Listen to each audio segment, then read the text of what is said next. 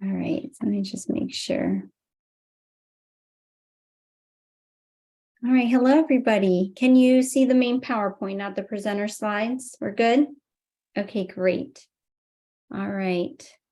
All right, well, let's go ahead and get started since I just have 40 minutes with you, which is, I think that's actually the perfect time for an online webinar. Excellent. Well, hi, everybody. My name is Andrea Cáceres Santa Maria.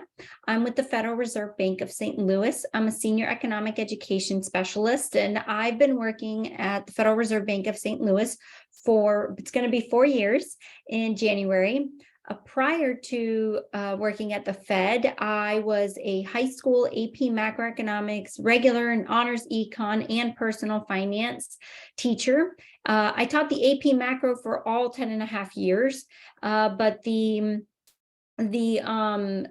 economics and personal finance, I taught that for about 8 years, and then I taught a little sprinkle of everything else in economics and social studies. Pretty much social studies is what I mainly did. And through that experience, I got my master's at the University of Delaware in economics and entrepreneurship education. And that was a wonderful experience because it opened the doors to the opportunity to work with the Federal Reserve producing curriculum.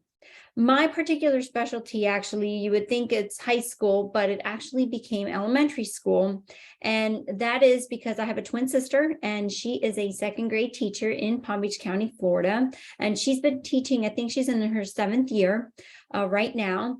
And when she shared with me everything that she has to do with her students and all of the strategies, and it's like, you know, every teacher at every level is like, wow, but when it comes to room for elementary school teachers, really amazing. And I do admire what you do in the classroom because there's a lot: tracking data, paperwork, and putting charts on the wall. I mean, it really is a lot. So what I got out of her is learning everything that elementary school teachers are looking for in making lessons engaging and interesting, and more than anything, for students to be able to retain the information that they learn and then transfer that into other experiences outside of the classroom.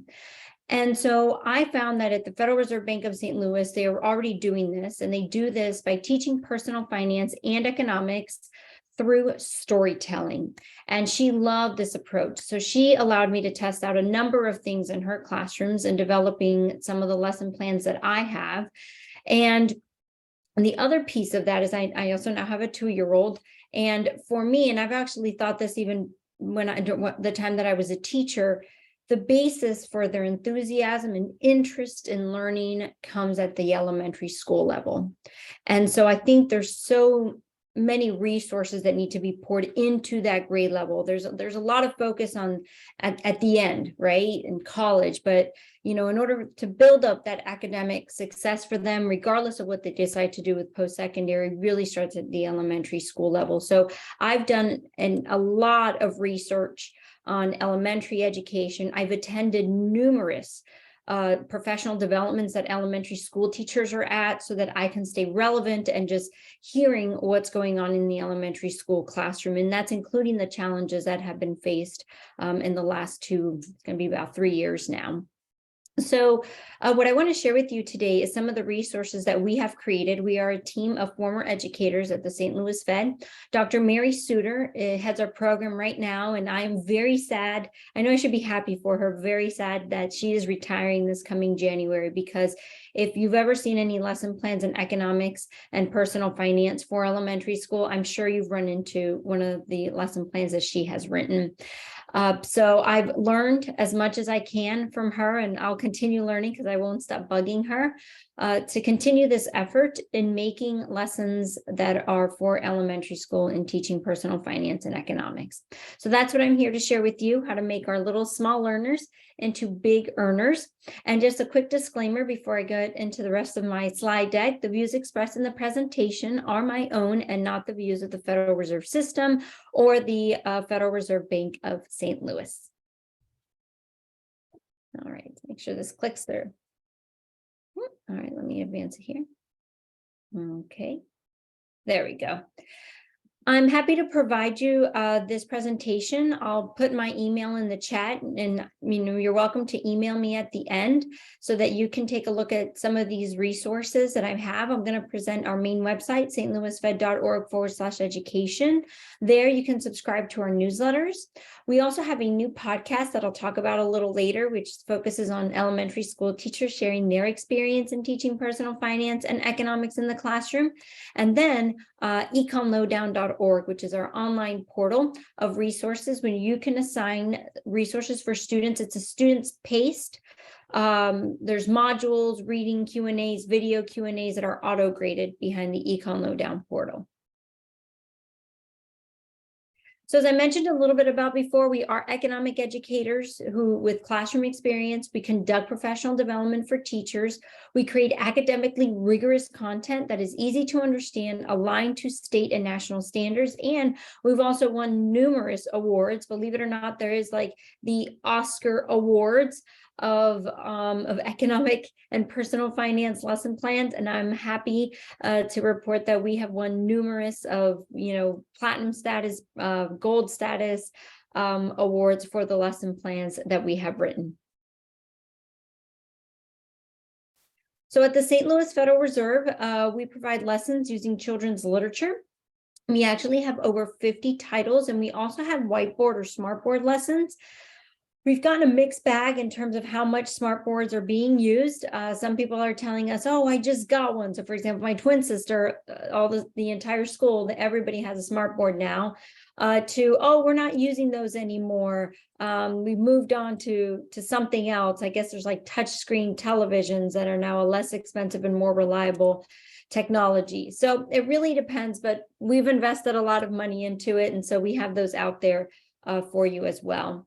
Also for higher grade levels, we have over 150 copy-ready lessons, and these are in-person lessons that are all made up of not only fully including the procedure, the content, the topics, everything is defined for the teacher, and the materials are listed very clearly. All of the activities are there. It just takes a little prep on the teacher's part, but they all bring the concepts to life. I'm currently working on a PhD in educational psychology. And in my research, there is extensive research that shows how effective it is for students to be immersed into what they're learning. And that includes bringing concepts to life, putting them in kind of the mindset and experiencing what it is that what would you want them to get out of a lesson, or for them to be able to apply concepts. And then there's that concept of near transfer and far transfer. All of those are things that we think about in developing these lesson plans, as I mentioned a little bit of that before. We also have newsletters, we have infographics, and we have Econ Lowdown, which again is our online portal. It's econlowdown.org, and it's our online portal that includes learning modules, video Q&As, reading Q&As, and audio Q&As, which are all, again, auto-graded for the teacher. Next, I'm going to highlight the two main places that you want to go to get our resources. And the first one is stlouisfed.org/education. Again, that's stlouisfed.org/education. That is where you'll be able to access all of our lesson plans at absolutely no cost to you whatsoever. Nothing that we offer, everything that we have to offer doesn't have a cost to it at all. We are very fortunate that the Federal Reserve believes in economic and personal finance education from Head Start, preschool, all the way through college. So, we do this because it is our job, again, so absolutely no cost. Also, we host professional development, not only in the district that the St. Louis Fed covers, but also throughout the country. So if you'd ever like for us to travel out to your school district to do a professional development on the lesson plan, so this can be a half-day program or a full-day program, and we just bring the lessons to life for teachers just so they can experience certain curriculums. We modify and we cater to the audience. So, and that once again is at no cost to the school district or the schools or the teachers or anybody. We are not going to charge anything. We don't want to, and we legally cannot either. So for example, I will be in Florida for a whole week, working with the Seminole and Miccosukee tribes in Florida, doing professional development for their teachers. And so again, print resources for in-person lessons are at stlouisfed.org/education. And if you want more information about professional development. The next is our Econ Lowdown online teacher portal. So this portal is where you can create a classroom. Here, I can click on this real quick and hopefully it will pop up on the screen. Let me see here. So econlowdown.org, what you're going to see here is that this is where we have our online teacher portal. And on this portal, you can browse a number of resources. And these resources come in the form of modules with pre-test and post-test that are auto-graded, videos with questions, those are auto-graded, and reading articles that are auto-graded. So it's a really great resource. I'm not going to delve into this too much today because we have resources in there for elementary school, although most of the stuff in there is gauged for middle school and up, but we do have elementary school resources there. Okay. Put this here. All right, so back to my slideshow. Hide the cleaning controls. All right. So as I mentioned, all of our lesson plans, or most of our lesson plans, go around children's literature. And these are books, we make sure that the books are in print and that they are books that are also pretty available, readily available, usually in your library. But if not, again, they are in print. So you'll find them easily at Amazon or any local bookstore. We also have collections of curriculum. So for example, we have Kiddynomics. Kiddynomics is for that pre-K, and if some teachers have even tried it in the first grade, but it teaches the concepts of savings, the difference between goods and services, the difference between producers and consumers. And again, it's using storytelling and again, bringing those concepts to life, having the students immersed in the pieces of the story that are about the personal finance and the economics concepts. One thing my twin sister does is that she'll read the story as it is instructed in the book, do the follow-up questions, comprehension questions, and then do the activity. And then she'll actually read the story again because she finds that after some of her students go through the activity, they're like, oh, okay, I can follow along with the story. I get it now because, there's that, she says she's got students that can read, but aren't really comprehending what it is that's going on in the story. So after doing the activity and now reading the book, then they're like, okay, I get it. And so they feel they're more with the story and following along better. Another curriculum that we have is personal finance, language arts, and mathematics for kindergarten.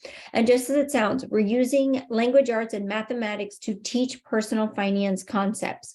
Even though this one is not tied to storybooks that you have to find, the story is actually within the lessons themselves, is where you'll find that. This curriculum is one that we love because it goes kind of like the title of our podcast. You got to sneak the economics in. We have heard from numerous elementary school teachers that economics falls under social studies, and sometimes social studies, there's not a lot of priority or emphasis placed on it. There's standards there, but if you look at your schedule, we've heard some teachers even say they only have 15 or 20 minutes for social studies. So we said, well, how can we sneak that economics in there somewhere with other subjects? Because it really ties in with everything. If you think about, if you're taking a moment to teach a little history, a lot of things that happen in history have been driven by decision making by economics. And so we found ways to kind of sneak that in there. And yes, there is math and economics. There's actually quite a bit. And it would be great if at the younger level, we can make them comfortable, not only with the math, but seeing the math in that economic decision-making type of way. So that way, maybe they go on to major in economics, which there's a number of careers that students can have in economics. It's not just professors and economists. And so, although we do hire a lot of economists at the Fed, there are a number of different positions that we have learned people take on with that degree. But beyond building that enthusiasm for economics, so they do that when they grow up, it's really about giving them the tools to be better decision makers. Because if you think about personal finance and the things that happen in the economy, all of those things involve two main concepts: scarcity and opportunity cost, right? Unlimited wants going after limited goods and services and the resources that are used to produce those goods and services. And then because of scarcity, we face what's called opportunity cost. The fact that we can't have everything we want, so we have to give up one thing to have the other. So opportunity cost is the value of the next is what you give up. So it's the next highest value thing that you forego, that you give up. And students are already living these things. If you think about it in your classroom, if they have to choose what to have for lunch, right? And they can only have one, it's pizza or a hamburger.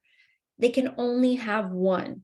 So if they choose the pizza, what would have been their second highest value choice? The hamburger. So when you start talking about these things and you draw those examples from them, they're going to be like, oh, I'm already living in the world of economics. I mean, from the moment they're born, right? So it's really giving them the tools to build those, that to make good decision making, but also because studies show, lots of studies show, actually some pretty reliable studies, that kids actually build their financial behaviors as early as the age of 7. You can already see what type of decisions they're going to make financially. And so we've got to get them really young. I've heard people say, oh, they're too young, it doesn't matter, they're not working. No, you've got to get them, the younger, the better. Just like if we want to build enthusiasm for vegetables, maybe when they're as young as possible, it's really getting the enthusiasm for them to understand that it takes discipline to save. And there, even though it's delayed gratification, if you're saving up for something, you can do it. So it's building those healthy habits. And it's not necessarily something to like say, oh, here's the quick way to get rich. Even though the title of mine is Small Learners to Big Earners, it's really that regardless of the amount of money that they make, that they're able to manage it well so that they can afford to save and so that they can afford to invest in their future. And when it comes to credit, how to handle credit responsibly. Credit can be bad, it can be good, but credit can be used wisely and actually help you build wealth over time. So what are the tools that they can have to be financially secure? We also say at the Fed is that personal finance, what it is applied economics. We can't let the economics go. There's a big push for personal finance in states for it to be mandated, and that is amazing. It is wonderful, but we can't say enough that we can't push the econ out either, even though I know that's a very difficult balance to make. For example, Florida has an econ requirement, and they have now just this school year started the personal finance requirement. And while those things are tough, again, we can set the economics aside because they need that foundation in order to make better decisions in terms of personal finance. And it also makes them more informed voters if they understand the economy around them. So one of the things that we've created is we've noticed that there's always been centers, but as teachers were coming back into the classroom in person, we got a couple teachers. We have an educator advisory board that serves, so they give us some insight as well as what's going on in the classroom. And they were saying we would love to take some of your stories and actually turn them into certain activities and in centers. And so this right here, using learning centers to enhance economics and personal finance instruction in pre-K to the K classroom. This is where we have created some of our stories so that you can do learning centers, which offer opportunities for children to engage in independent and self-directed learning, often through play. And these pre-K to K learning center activities complement learning about goods, consumers, producers, choices, and saving. So I'm going to go through some of the stories that we have and show you just a sample of the activities that bring them to life. Our first one is here, Perry the Penguin. This is one of my favorites, and this one is called Less Than Zero. Are you working with negative numbers with your students?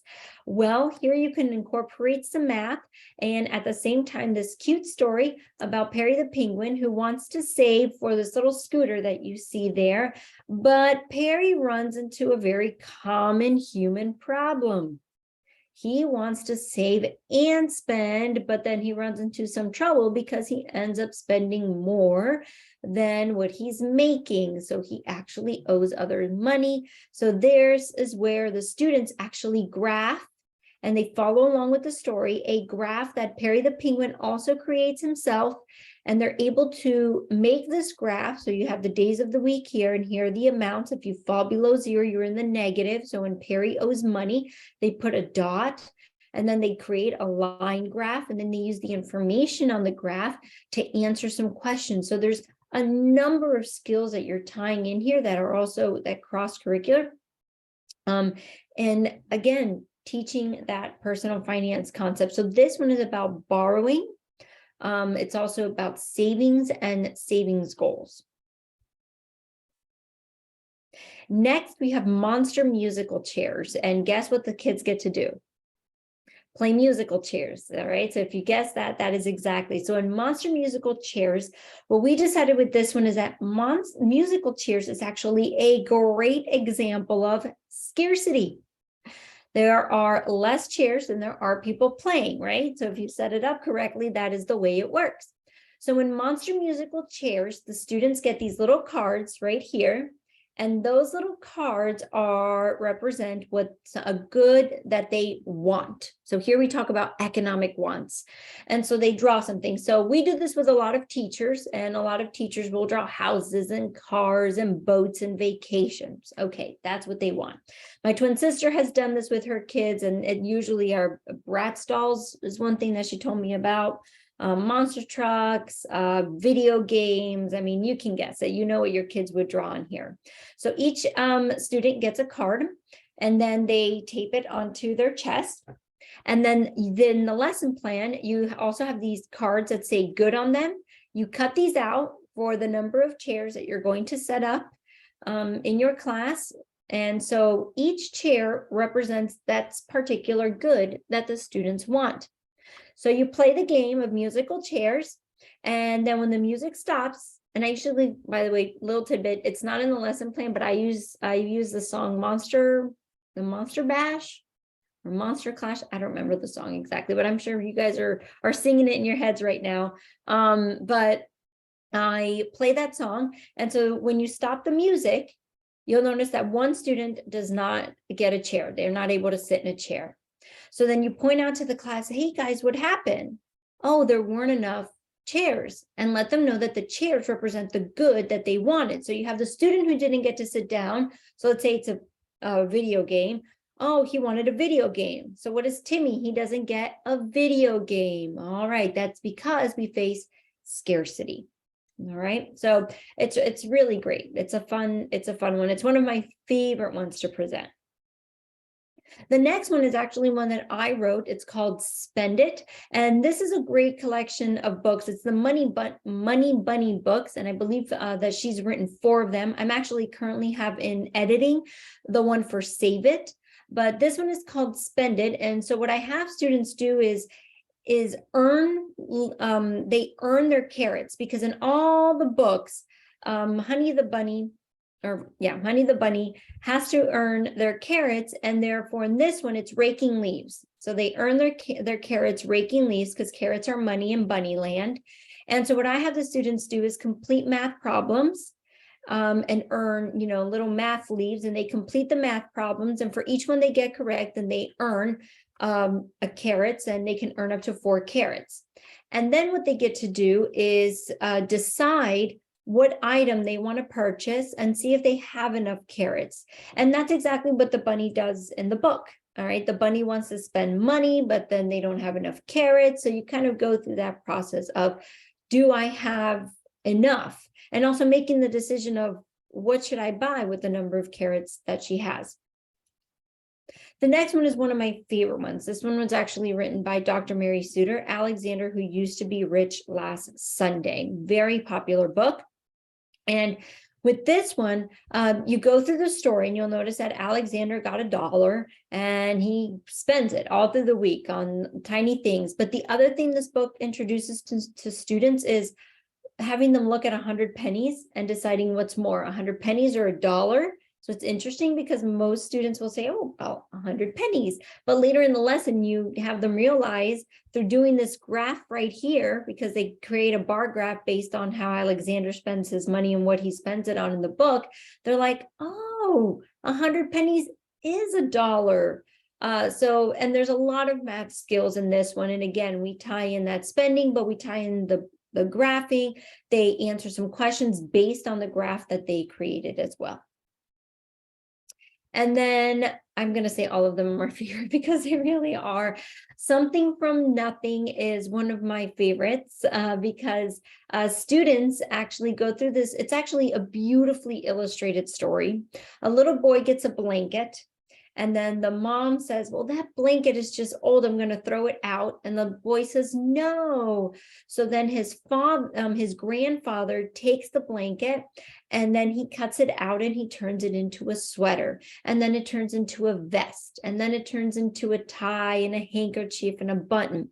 So in teaching opportunity cost, this right here, so there's like math skills because one activity is cutting everything out. The other one is actually using tangrams, which is that math piece that we incorporate. And so what this does right here is it starts off as a blanket, and I think you can probably see the outline of when it turns into a sweater. So when it goes from a blanket to being a sweater, you ask the students, oh, it was a blanket, but now they have a sweater. What was the opportunity cost of now having a sweater? What did they give up? Oh, the blanket. So you go through each of those pieces and you do, the opportunity cost over and over again. And then here you have the tangrams and then you graph. So a lot of different skills are tied in with this. This is a great one. I'd also like to show you that we also have a parent Q&A. The parent Q&A is an opportunity for parents to actually read these stories with their kids at home. And then there are some guiding questions that the parents can ask their children. It'd be great if the kids asked their parents some of these questions, but what it does is it pulls out the personal finance concept. So it's like a guide, for reading the book and then doing some Q&A with their kids. And these are all printable on our website. And we have that with the numbers of resources. So here's with our Bunny Money book. Again, here are the questions and then the answers are right there. I know what my sister does is that she'll actually, I know she has Bunny Money and Alexander. And so what she'll do, she'll print these out. And when she lends the books out to the kids, she'll actually slip these into the book and say, hey, give this paper to your mom and dad. And then we have Splat the Cat. So with Splat the Cat, what this is students, there's a number of literature skills that I incorporated in this one. And that include, I looked at a reading running record, which my sister showed me. And so I wanted to tie in some of those skills that they need to do in order to be, the skills and for them to practice the skills that are required for them to do or demonstrate when teachers do that with them. So I modeled the comprehension questions after that. And then I did kind of a model here where they practice sequencing, sentence completion, cause and effect. And again, pulling out the personal finance in this one they budget, they want to bake a cake like Splat the Cat, but you set up a little shop and they have a certain amount that they can spend on the cake and all the ingredients and the decorations. And then here we have Mr. Cookie Baker. This is a great one because if you want to, you can actually make cookies with the kids or go through the process. But what's great about this one is that it teaches the students about capital resources, natural resources, human resources, and intermediate goods. So it's kind of like I baked all these things, but there's economic terms for these. They're resources, but what type of resources are they specifically? So again, we're bringing this to life, and the kids, if you want to, you can actually bring these ingredients into the class, make the cookies with them, but have them learn about categorizing these resources as capital resources, natural, human, and being an intermediate good. With our ecomlowdown.org teacher portal, we also have one of our most popular curriculums is called Ella's Adventures, Ella Saves Today. So these modules that you assign to students through the Econ Lowdown teacher portal, so again, that's econlowdown.org. These are for grades 2nd through 4th, and you can teach students about banking, interest, savings accounts, spending, and we just added one on human capital, which I need to add that to my list here. And so what they do is they take a pre-test. You get to see the grade for the pre-test. And then they go through the story, they do some knowledge checks, and then they take a post-test. Now, we have had teachers that what they do with the Ella is that they create Econ Lowdown accounts for their students, and they have this set up as a center. If you have computers, they tell students, oh, today you're going to do one of the Ella modules. So we've had elementary school teachers use it that way, but these are very popular and award-winning, and we get great feedback from these. And we also try to incorporate things that help you with maybe some students that whether it's through, a disability, or if it's in the sense of differentiation for different students, these do read aloud to the students, so you can shut that on and off for it to read aloud to the students. And then we have, so here's an example of Give L Credit. So this one talks about credit. And so you kind of go through the adventures of Ella and learning about credit. And one other thing I want to mention is the Sneakonomics Digital Badge Program. We just have our first episode, our pilot episode. And what this is, it's a podcast where I invited teacher Erin Betcher and Bonnie Mazzaros. So Erin Betcher is the teacher. Bonnie Mazzaro was a teacher. She's out of the University of Delaware, and she has developed a lot of content in elementary education. She has a PhD in curriculum instruction and design. And I interview Bonnie and Erin to kind of, Bonnie is a teacher and how she sneaks economics into her classroom, what it's done for her students and how much she's truly enjoyed it, how scared she was of it to begin with. Then she met Bonnie. Bonnie opened her eyes to how much fun it can be and how it can be incorporated in other topics.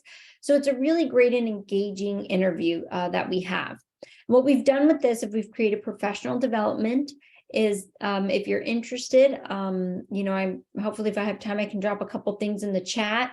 But with this one, what you can do is you listen to the podcast, go through a couple activities, and then you earn at no cost a digital badge that you can display on your LinkedIn profile, in your email signature, or in any type of social media. And it says that, you're a Sneakonomics pioneer. You've listened to the podcast, you've gotten familiar with some of the resources mentioned, and we're hoping to continue this podcast going forward and doing some more of the professional development piece of it as well. So with the time that I have left with you, I do want to take a moment and show you our website here real quickly. So just give me just a second to transition. Hopefully I won't take too long, considering that I am almost out of time here. All right. All right, so hopefully you can see the website right now. So here's the website, stlouisfed.org/education. And so what I like to show you is our Explore Economics video series. This is a series that we have. So I'm going to type in here into the search bar, Explore Economics. So this is a video series for grades 2 through 5. And what's great about this series is that what we've done lately, Mary Suter, who authors a lot of these, what she does, let me see here. There we go. What she has done is that with some of the videos, she's brought them concepts to life. So for example, with the productivity video, the students actually produce bookmarks. So it's really fun, and they learn about specialization. So there's a couple of things now where she goes, okay, it's your turn to make the bookmarks. So, she's done quite a bit of that, but these are really great. So let me drop this into the chat so that you can take a look here. All right, and then let me put into the chat the econlowdown.org as well. So that way you have that. Okay, and let me put our homepage there as well. So all our print resources are available here, and I'll show you how to filter through some of this. So if you want to take a look, if you want to go on our website and you want to search for the elementary resources that I've shown you today, simply click on Find Teacher Resources. And then, for example, you can filter by keyword search or by education level. So if you want to see everything that we have pre-K to 5, just simply click there, and all of it's going to, first of all, it's going to show up by most recent. So this is the stuff that we've published most recently. So here's our Kiddonomics right there. There's the whole curriculum. You can also order books of Kiddonomics. I'm going to put my email in the chat, and please feel free to email me so that I can send you a copy of the PowerPoint, but then also I'm happy to send you a list of all the resources that I presented today and links to it. And if you want to order print copies of this entire curriculum, I'm happy to mail those to you as well. So there's Kiddonomics. Again, that's available PDF so that you can print out the worksheets and take a look at the lesson plans. The other one I like to show you is Piggy Bank Primer.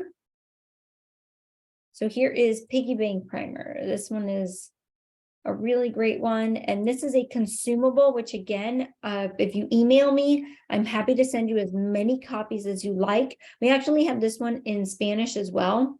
We have it translated to Spanish. So, but yeah, this is a workbook that the students go through that talks about savings and savings goal and income, but it's a really great one. We've really had a lot of success with this one in particular as well. So that is Piggy Bank Primer. So before I continue or wrap up with a couple of things, are there any questions about the resources or where you can find them?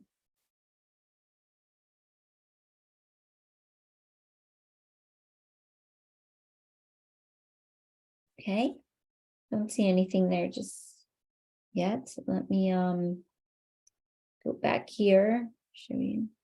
Yeah, we have, it's a lot of resources, a lot to look through, but and we're developing stuff all of the time. I currently have 2 lessons, well, one, and I'm working on the other, but they're going to be published really soon. And if you have a story, for example, that you see out there and you're like, you know what, this would make a great lesson plan, let us know, and we're happy to write it, because that is my job. My job is to look for these great books and create fun and engaging lessons for teachers to use in the classroom. So if you guys don't have any other questions, that is it really. I'll put a couple other links in the chat for you guys to take a look at some of our other things. But yeah, that's it. Thank you so much for your time today being here with us. Participants, in the chat link was the link to take attendance for this session and also to complete a survey for this session. So if you will make sure you do that before you leave us. And then also up next is Lunch and Learn. Just so you know, there'll be a keynote just speaking during that time period during the lunch session, and that'll be accessed through your Canvas portal. I see in the chat that somebody just asked real quickly about, is there a guide that shows how they are aligned with standards? Yes, every single lesson plan has the standard that it is aligned to included in it. And I think there's a question for you, Heather. If you're missing a session evaluation, the same link, you can go back in and select that session. The same link will get provided every session. Just at the top, you'll need to indicate the room number and the session title, which I did in this case put in the chat for you. So hopefully you don't have to go find it. We are room 3. And thank you everyone for being here today. See you at lunch. All right. Well, thank you for the opportunity. I really appreciate it. Have a great day, everybody. And thank you, Dr. Heather Crawford.